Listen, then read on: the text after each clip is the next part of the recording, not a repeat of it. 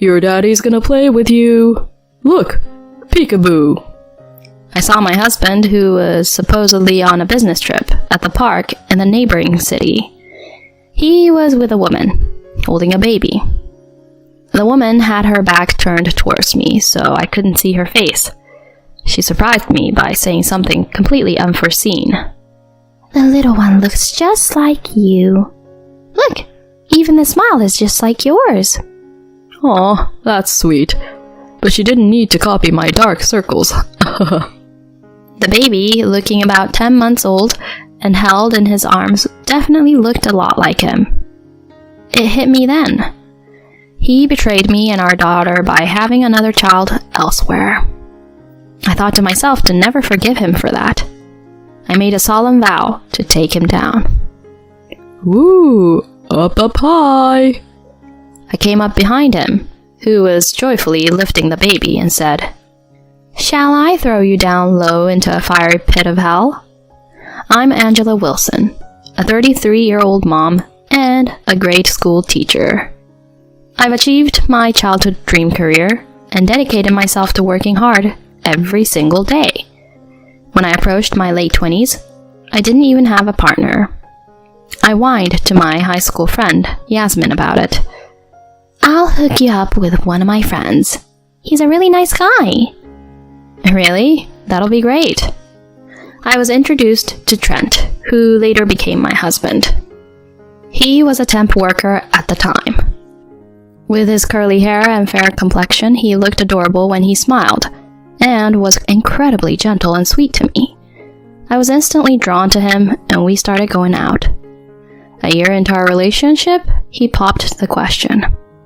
Even though I was a bit concerned about his unstable career, I still wanted to be with him.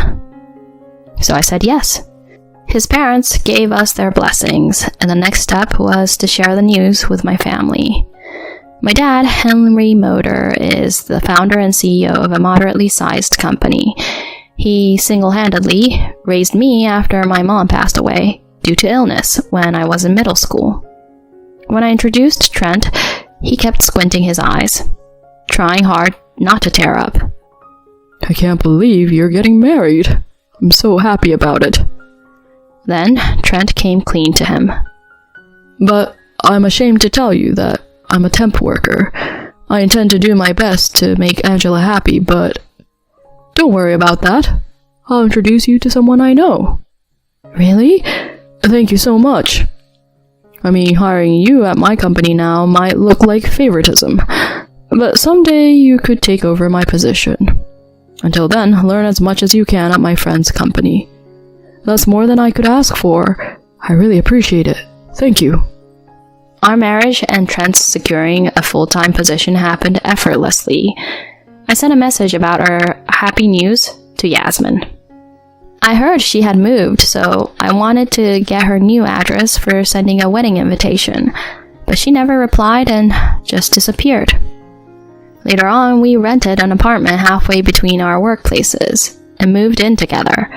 Everything was going well until I found out that Trent had almost no practical life skills. He couldn't cook, clean, or even operate the washing machine. He'd leave clothes scattered on the floor after taking them off and wouldn't bother to clear the table after meals.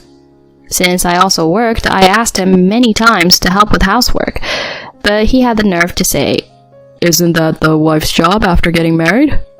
It's audacious to ask me to do it." I was speechless by his backward mentality. No matter how much I talked to him, he had no intention of improving his mindset. About a year into that kind of marriage, I found out I was pregnant.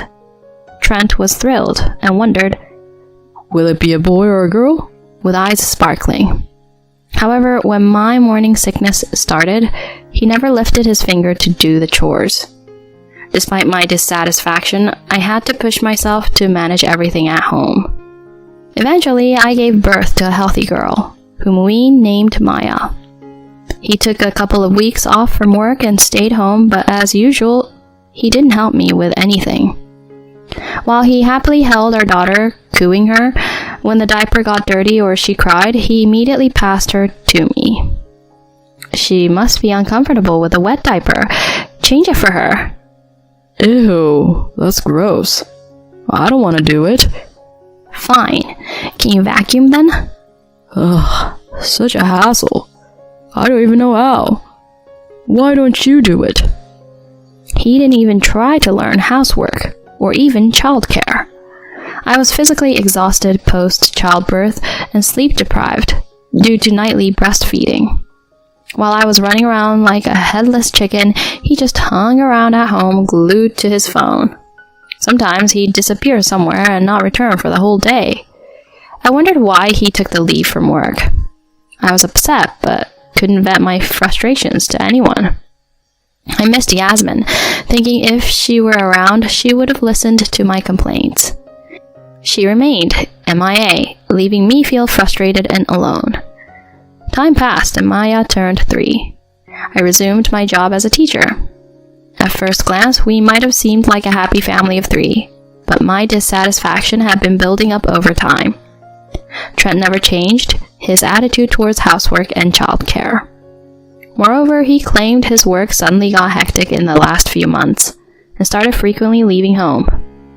Weekdays were filled with overtime, and even precious weekends for spending time with Maya turned into work days. Since I was handling everything related to her, she naturally became quite attached to me. But still, I told myself that he was working hard every day for us, and I needed to support him. That was how I managed to get through each day. One day, I tried to mend our icy relationship and approached Trent. Honey, I've got something to talk about. Oh no. About what? I'm tired, you know? He replied bluntly, scratching his curly hair. I stared at him with a serious expression. Let's go out next Sunday as a family. Not possible. I'm super busy right now. Got a business trip from Friday. I won't be back till Monday.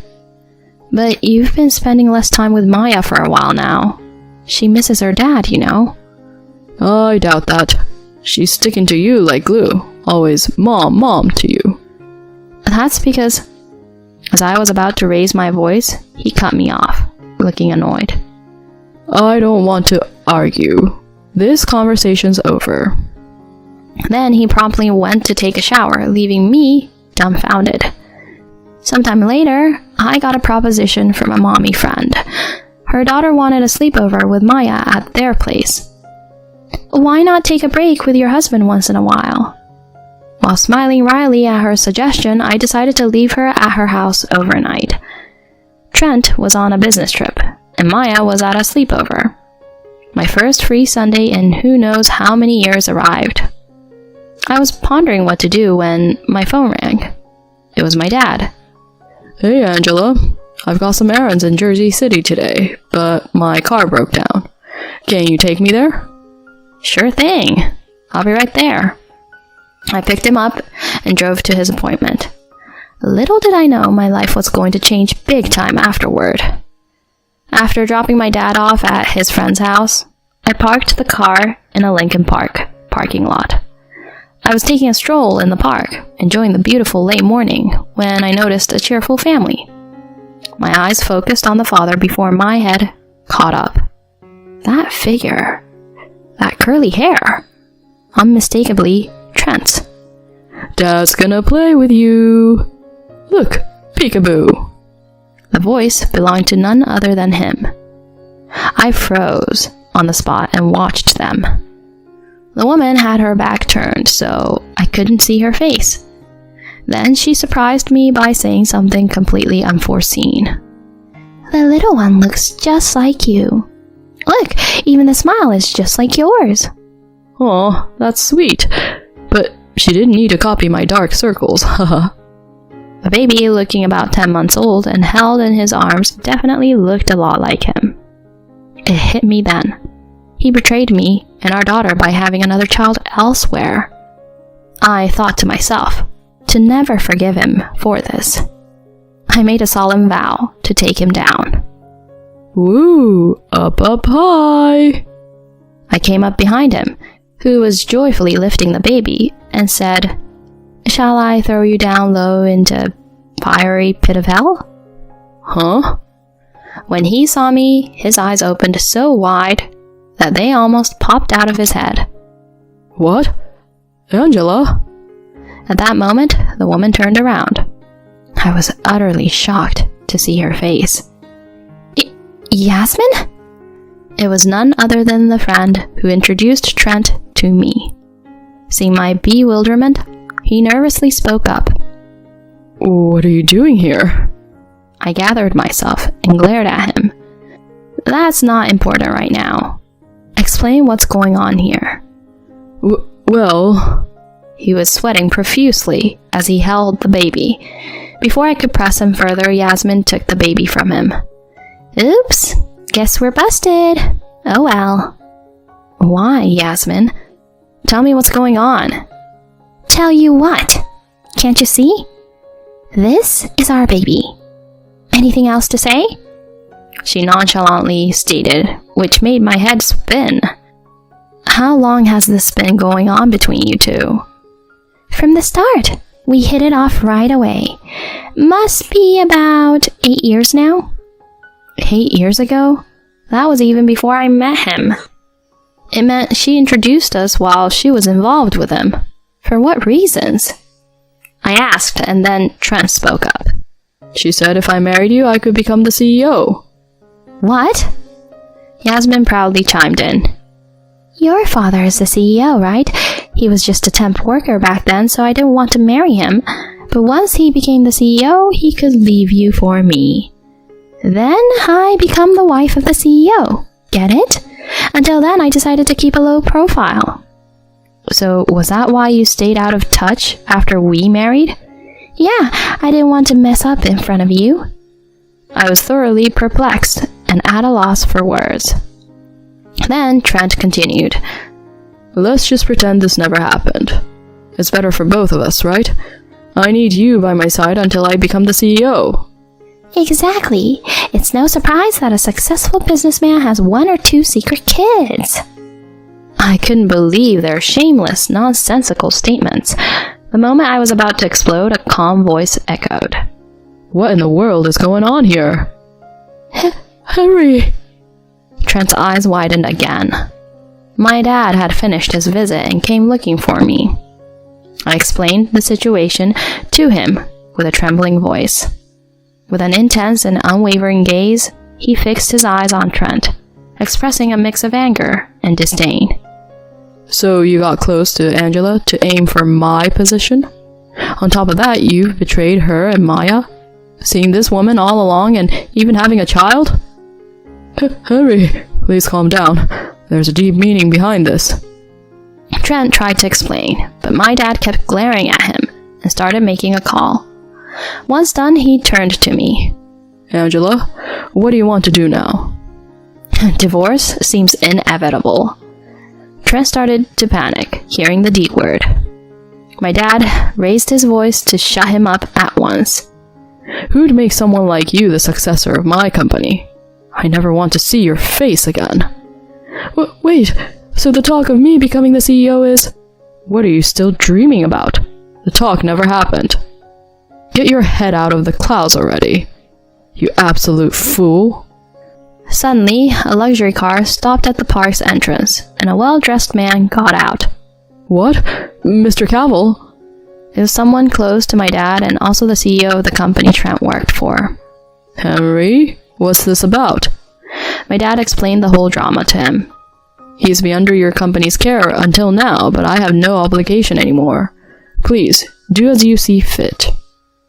Mr. Cavill's expression turned sour as if he'd just sampled something unpleasant. I've kept him employed at your request, but truthfully, he's been often late, absent without notice, incapable at work, and causing trouble for everyone around. We can't fire him suddenly for personal matters, but a demotion is certain. Wait, Mr. Cavill, please listen to me. I have nothing but contempt for you.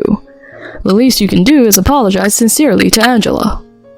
With that, he briskly walked away. Suddenly, Trent began sobbing. Can't become the president. Facing demotion at work. I'm done for. I asked Yasmin, who was pale watching all of this. What made you resort to this? Did you enjoy deceiving me?" Her eyes, filled with hatred, looked straight into my eyes. "I never liked you since high school. You were popular and the daughter of the CEO. Nothing but annoying." "Is that the only reason?" "Mm-hmm. I laughed at you behind your back knowing you were clueless. Served you right." I let out a heavy, disdain-filled sigh. "I understand your feelings about me now. Aside from that, you better make sure Trent pays up alimony and child support." "Huh?" Her eyes widened in disbelief, and I continued flatly. "Whether you two love each other or not, legally I'm his wife. Knowing that and still having a child, there's no escaping from it. I hope you guys are prepared." "You've got to be kidding me. We don't have that kind of money, and with our baby..." "Like I care. I'll take him to court, or we'll do whatever it takes." She flinched at my enraged outburst. Suddenly, Trent clung to me. "Honey, I messed up big time. It's all been a lie. The truth is, I love you and Maya the most. I'm breaking up with her. So let's start over as the three of us. I'm begging you." "Don't touch me. Disgusting." I pushed him away with all my might as he reached out. He fell to the ground, covered in sand, looking pitifully up at me. "I'll demand hefty alimony and child support from you. Make sure to pay up, and never show up in front of me and Maya again, you scumbag." "Oh no, please." My dad and I had enough of them and left them both dazed in the park. Afterward, Trent and I got divorced.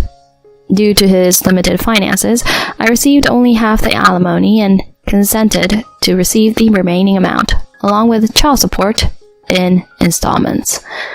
Since he was left with no money and a reduced salary, Yasmin asked her parents for financial support. After our divorce, they got married. She didn't have decent work experience and had been relying on her parents' support. When they discovered their grandchild was born out of wedlock to a married man, they were so ashamed that they severed ties with her. Trent's family was also furious with him, apologizing to me for his actions. He's been demoted with no savings, and both of them are disdained by their family. They reportedly fight every day. They still have to raise the child, so Yasmin has taken a part-time job at a supermarket. Trent couldn't bear the rumors of his own doings at his workplace and resigned. He's now back to being a temp worker. Their lives seem quite tough, but I don't sympathize with them at all. I just think it serves them right. On the other hand, I moved near my dad with Maya and started a new life. He loves babysitting her and supports us financially, for which I'm extremely grateful. I'm excited about watching Maya grow up, and I'm determined to live my life with a brighter outlook from here on out.